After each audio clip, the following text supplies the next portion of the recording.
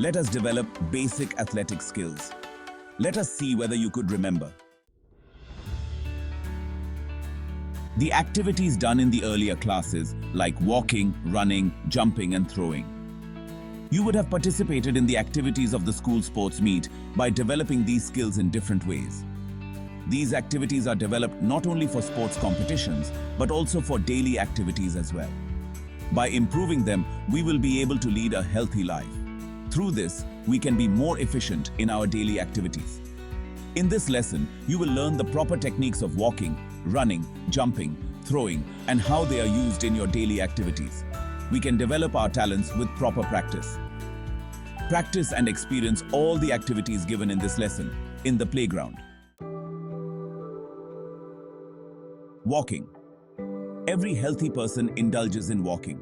Furthermore, this is done as an exercise and as a competitive event in athletics. But there may be differences among people when walking. Let us check the differences in walking among friends in the classroom. Let us develop basic athletic skills. Select a classroom or any cemented floor.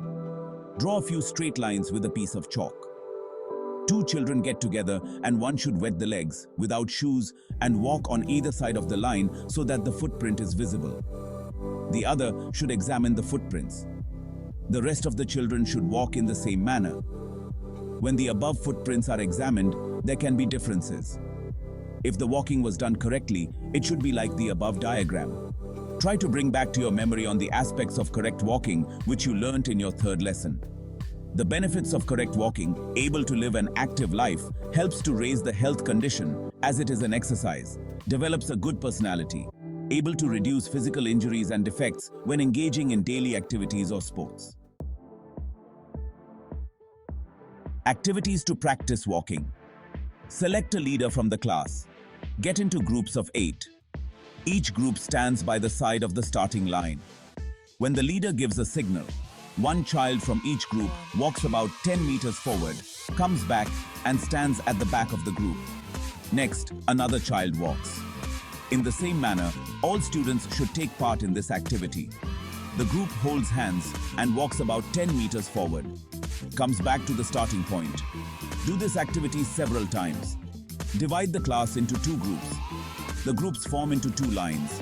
Students in one line walk one behind the other along the path and join the line again.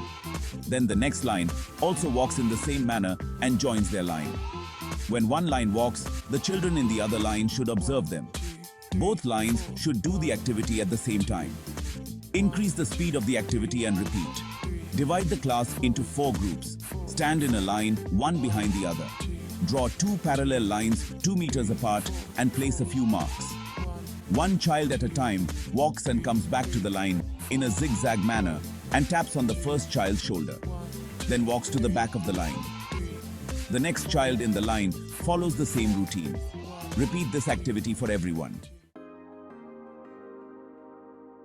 Running. We run for different purposes in our day-to-day life. What happens with running is that the real distance is reached within a short time. There are many running events in athletics. Running is important for different types of games. Running is a good exercise for the body. When running, the hands and feet move in a rhythmic pattern. While the right leg moves with the left arm, the left leg with the right arm move in the same direction. While exchanging the feet and running forward, hands swing forwards and backwards. The upper arm is bent at the elbow at an angle of about 90 degrees. Engaging in running exercises helps to increase the speed. The main difference between walking and running is that during running, both feet will be above the ground at a certain moment of time. There is an instance where both feet will be in the air at the same time. Activities to practice running. Appoint a leader for these activities. First, form lines consisting of 8 or 10 students. Mark the starting line and within a distance of 30 meters, mark the finishing line. The first row of students comes to the starting line. They start running slowly at the leader's command. They run up to the finishing line, then come back walking and stand at the back of the line. Now the second row runs. All indulge in this activity in the same manner. Then, within the same boundary, run forward raising your knee. As earlier, go to the back of the line. All should practice this activity. Then run with your feet touching your back. All should do this activity as said above. Next, do this with the help of the other activities you have already learned. Draw lines as shown below in the playground with a gap of about 10 meters. Form lines as above. When the leader signals, start running from the starting line to the AA line. Then walk till the BB line. Again, run, walk, and go to the back of the line. Each student should engage in this activity at least 3 times. List the similarities and differences between running and walking. Jumping. When we do our daily chores, we need to jump at different instances. Jumping is done in different directions. That is, the ability to jump forwards, upwards, sideways, backwards, etc. When jumping, the flight can be done single-legged or with both legs. Landing on the ground also can be done single-legged or with both legs. Here, the following details should be considered. Details to be considered when landing. Fold the knees when bringing the body down. Land on the soles and safeguard the balance. It should be noted that the landing should not be done with legs straight. These different kinds of jumps are used in sports and day-to-day activities. High jump and long jump are seen mostly as sports. Activities to practice jumping. First, mark 3 lines with a 2 feet gap in between. Children should stand one behind the other in 4 lines. Make them stand one at a time and jump over these lines and come back to their line. Repeat this activity several times. Do the above activity with one leg. Adjust the distance to suit the length of their jumps. Next, draw a line in the playground. Then jump across the line in a zigzag manner with a single foot and then with both feet.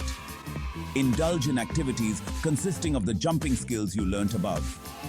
Now, select 3 children with 3 different levels of height: short, medium height, and tall. Ask each child to stand against a wall outside the class and tell them to raise one hand. Put a mark at the level of the tip of the finger. Ask each student to come in a line, jump up with both legs and touch the wall, and observe the level each one could achieve.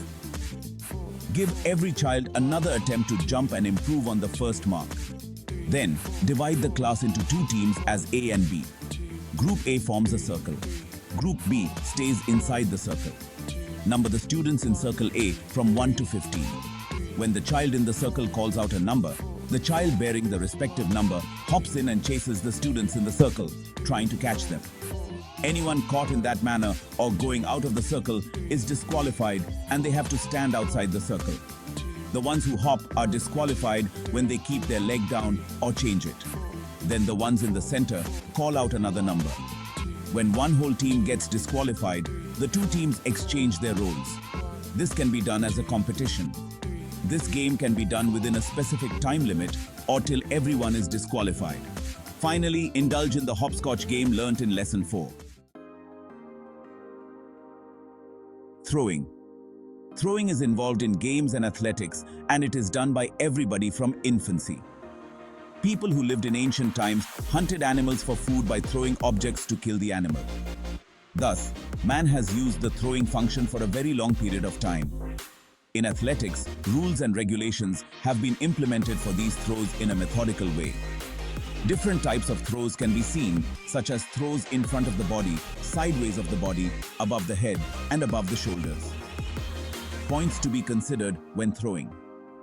The technique of throwing depends on the equipment used. Maintain the balance of the body after the throw. Consider your safety as well as the safety of others when throwing. Activities to practice throwing. First, get a few soft cricket balls and throw them forward, single-handed, overhead as far as possible. Next, about 10 children stand in 2 lines at a suitable space. As shown in the diagram below, throw tenicoid rings from one person to the other. If necessary, increase the distance between the 2 lines and restart throwing. Small bicycle tires could be substituted for tenicoid rings. Everyone in the class should take part in this activity. Then, mark a spot.